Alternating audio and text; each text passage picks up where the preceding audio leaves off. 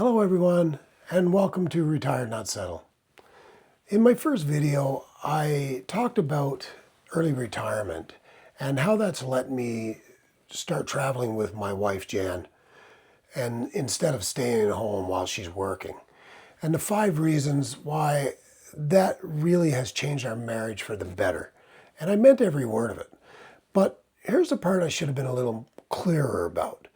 Jan's been doing this for quite a few years now, and in all of those years, figuring out towns and figuring out routines and new apartments and all of it, mostly without me there. For one, she's the expert. I'm the rookie, and for years I've been taking care of things at home because I'm the one who knew the routines, the house, our town, where everything was, what I had to do every day, and just everything at home. But now I'm in her world, and it's been totally flipped on its head, and it's but it's okay. Like Jen, she takes care of everything. I'm hoping to take that burden away from her, but she kind of likes doing it and likes the control, I think. So we'll let her keep going for a while. But it's been an adjustment, to say the least. And being the one who doesn't know yet, and after years of being the one who did, and it's kind of strange.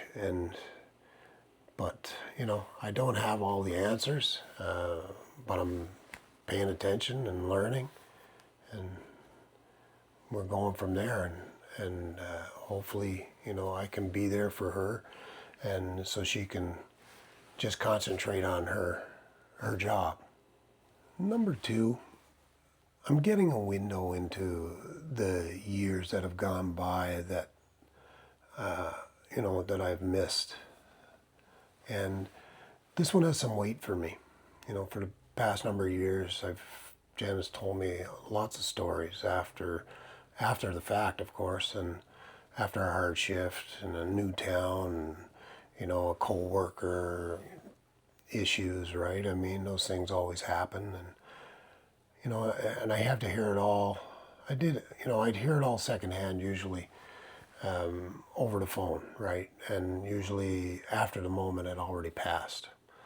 So what I didn't fully understand until I was actually here is what those years were really like for her day to day. She's, told me about coming home to an empty apartment after a long day, right? Exhausted. And that one always played on me because at least I'm at home and I have friends around there. I have, my kids are there, and, my 2 dogs. It's a lot easier for me to handle than for her. She's away, she's by herself, she doesn't know anybody. And you come home and there's nobody to talk to. Nobody's there to have a meal with. So toast and tea seem to be the main course more often than not. Not only that, she'd come home and she'd just want some help, I guess, right? So doing the laundry, cleaning, dishes, whatever. And, there's nobody there to do that.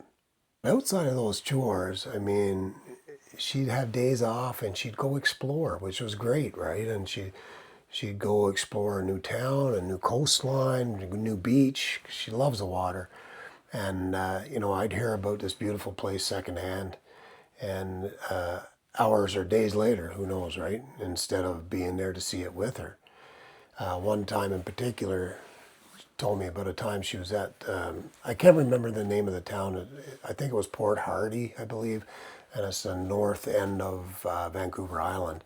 And she went whale watching, and she was excited. And she went there and she got in they put her in her rubber suit or whatever they do. And she went out whale watching for the day. And she had a great time and she loved every minute of it. She was like in awe, and she just loved it. I think if she wasn't her, she would have went back and become a marine biologist. But those things, and then she'd see and she'd experience all these beautiful things, and then that night when she'd call, she'd say, the last thing come out of her mouth was, after she told me about it, she'd say, I wish you were here to see it with me.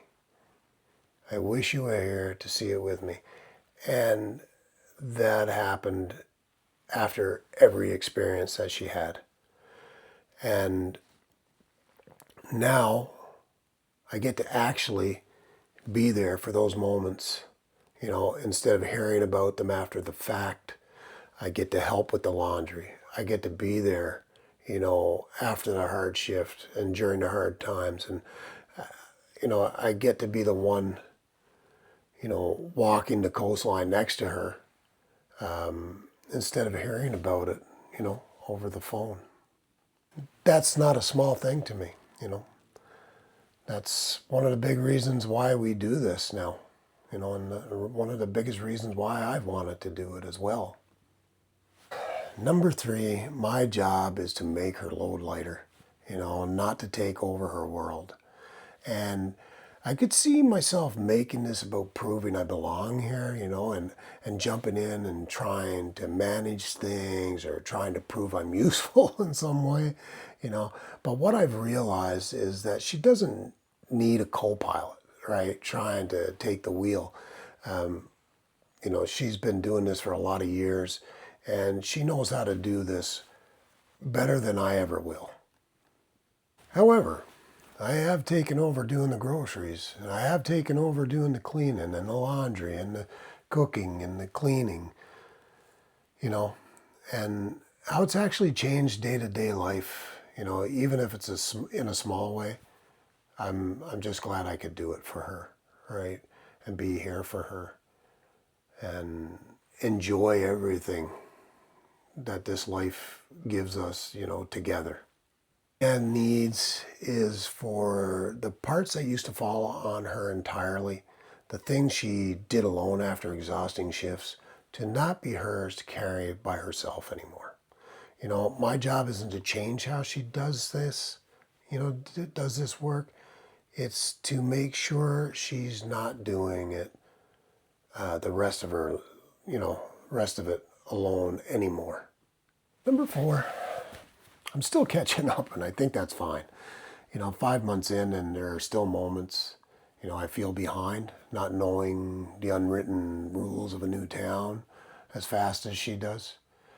Second guessing myself on things that Jen's done like 100 times over, without even thinking about it. When she comes into town, she knows exactly what she's doing from start to finish, and she's done, and I'm still thinking about it. So, it'll come with time, I'm sure. And, she has many year head start on me, and I don't think the catching up feeling disappears quickly, right? And, I'd rather not rush it. I'm just trying not to rush it, I should say. And, I'd rather actually learn the way that, slowly like she did, and by living it, rather than pretend that I got it all figured out just because I want to feel like I caught up faster. Number 5, this isn't our new lifestyle. It's me finally showing up for hers. I used to think of it as something new we were building together, but the more honest way to say it is Jen's already built this, and I'm just joining in, I really like that framing. The more I sit with it, this isn't about me bringing something new into her world. It's about finally being present in the life that she's, already been living, instead of getting it secondhand from home, one phone call at a time. So for many years, she did this without me here for most of it. And, the toast dinners, the solo hikes, the exhaustion with no one there that, to help. Now, I actually get to be there, and that's the part that matters to me. So, in closing, this is not a lessons learned video, because the lessons are mostly mine to learn. Jen's already got years ahead of me on most of it, and it's more of an honest update from the new guy. 5 months into a life she's been living for years, and still catching up and grateful for every single bit of it. I think about those nights, though, that she had toast alone, all those hikes she did by herself. And I just feel lucky I get to be here now instead. And that's not something I take lightly or take for granted. I want you guys to know these videos aren't always going to be about me sitting here and talking to you guys. We're going to be doing a lot of adventures coming up here in the next little while. And we really like for you guys to come along with us. But if you've ever stepped into a world someone you love has already built, a career, a hobby, a whole way of living, and had to learn to catch up and belong in it, I'd love to hear how it went for you. Drop a line in the comments. And if this is your first time here, the first video is where this story started. Go check it out. I'll link it in the description below. And, and consider subscribing if you want to follow along as we figure the rest of this journey out. Thanks for coming by. See you in the next one.